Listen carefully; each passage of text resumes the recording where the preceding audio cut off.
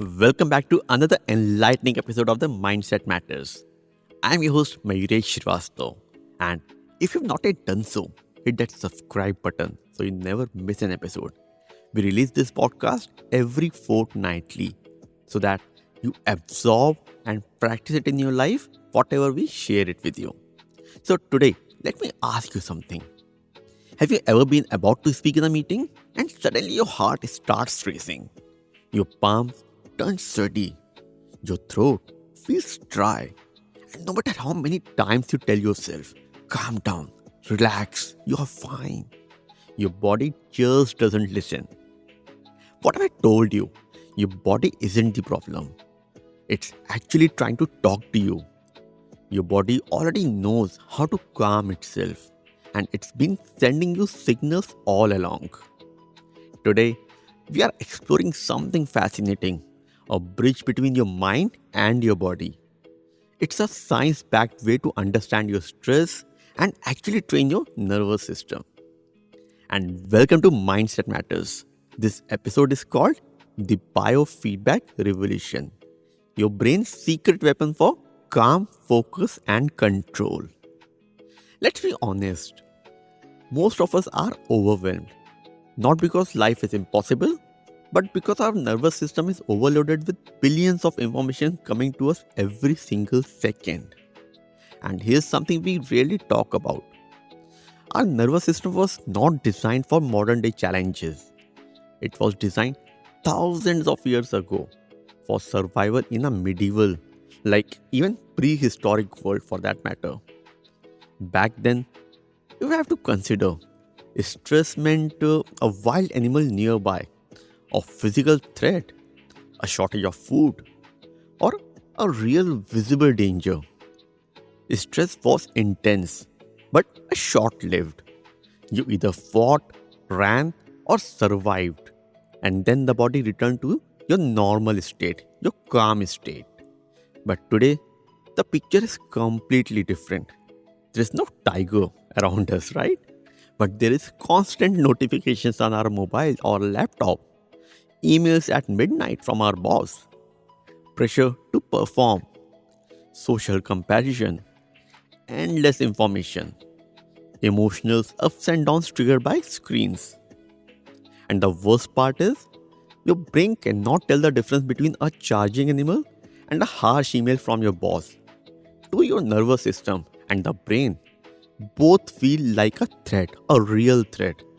And here's a real problem. The threats today are not short bursts, they are continuous.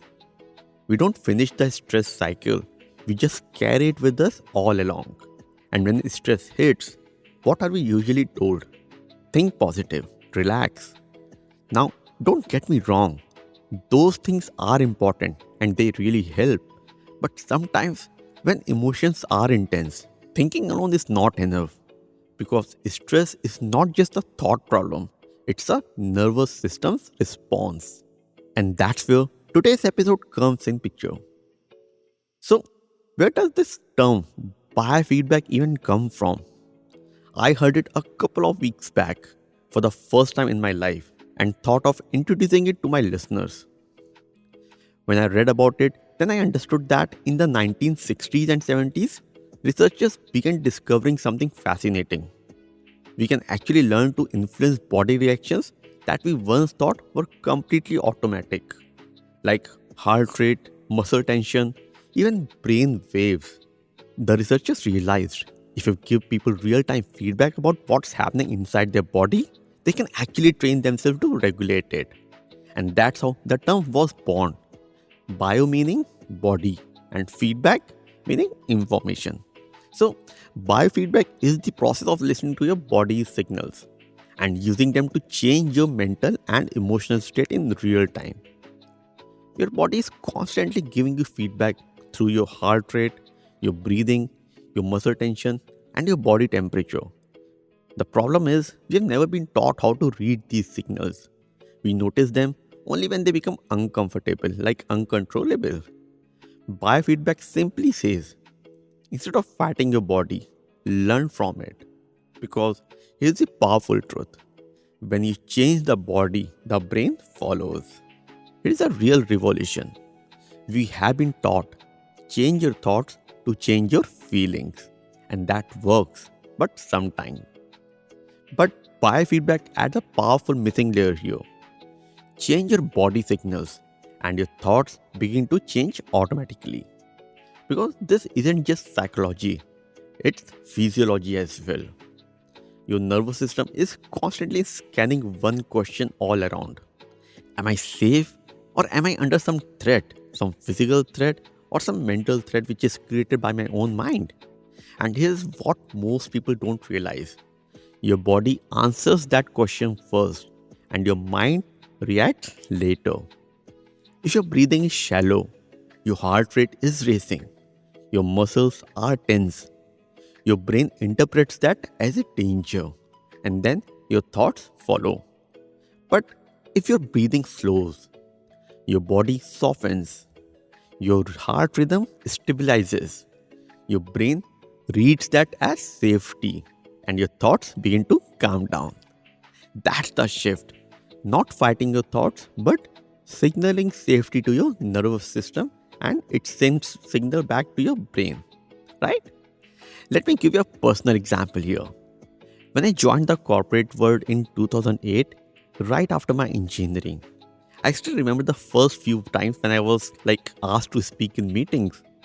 The moment my name was called, my body reacted instantly. My heart would start racing. My throat would go dry. My breathing became shallow. My shoulders tightened. And the interesting part, my thoughts followed later. What if I say something wrong here? What will they think about me? I'm not prepared enough to speak in front of the seniors. At that time, I thought it was a confidence problem. But later, when I started observing myself more closely, I realized something powerful. The body reacted first, the thoughts came later. So, instead of trying to think positive, I began working with my physiology. Before speaking, I would consciously slow my breathing, relax my shoulders, ground my feet properly, stabilize my posture, and within seconds, something shifted. Not magically, but noticeably. My mind became clearer. My voice got little more steadier. That was biofeedback in action, even before I knew the term. No long meditation, no complicated technique, just real time regulation of the nervous system through your body response. Right? So, here is why biofeedback is so powerful. First, it works in real time. You don't have to wait months to feel a shift. When you regulate your body, the effect is immediate. Second, it doesn't require belief. You don't have to convince yourself you are calm. You simply practice regulating your physiology. And third, it gives you proof. We all want some proof, right? Proof that you can influence your own state. Proof that you are not helpless in the face of stress. And that changes everything. Because once you experience control, even small control, fear begins to reduce naturally. Confidence stops being a motivational slogan, it becomes a lived experience. Let me share a few extremely simple ways to practice biofeedback. No devices needed here. Number 1, breathing as feedback. Your breath is the fastest way to influence your nervous system. Slow, deep breathing sends a signal to your brain, I am safe in this environment. Try this. Inhale for 4 seconds and exhale for 6 seconds. Repeat this process just for 2 minutes.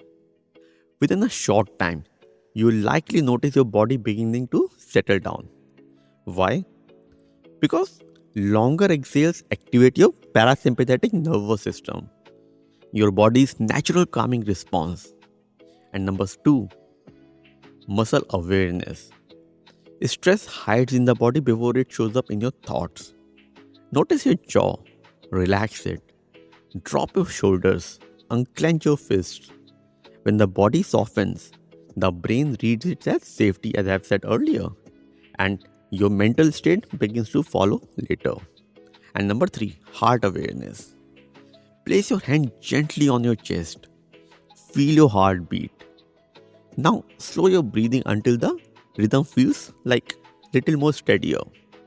You're not forcing calm, you are signaling regulation to your nervous system. This is emotional regulation happening in real time. And is the most important insight. Biofeedback doesn't replace mindset work, it supports it. Because when your body is dysregulated, your thinking narrows. You become reactive. You maybe become rigid at times to defend yourself. But when your body is calm, your beliefs become more flexible. Your thinking becomes clearer. Your decisions become wiser. Why? Because safety creates openness and threat creates contraction. And mindset transformation requires openness. This is why emotional mastery, before it begins in the mind, it begins in the body. And once the body feels safe, the mind becomes available for change. So this week, try something simple. Choose one stressful moment in your day, not to avoid it, not to escape it, just to regulate within it.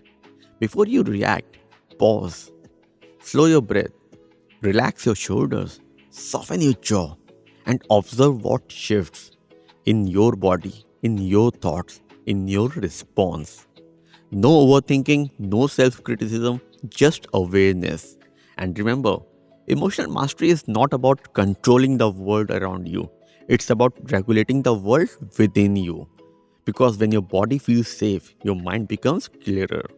And when your nervous system is regulated, confidence stops being effort and it becomes stability.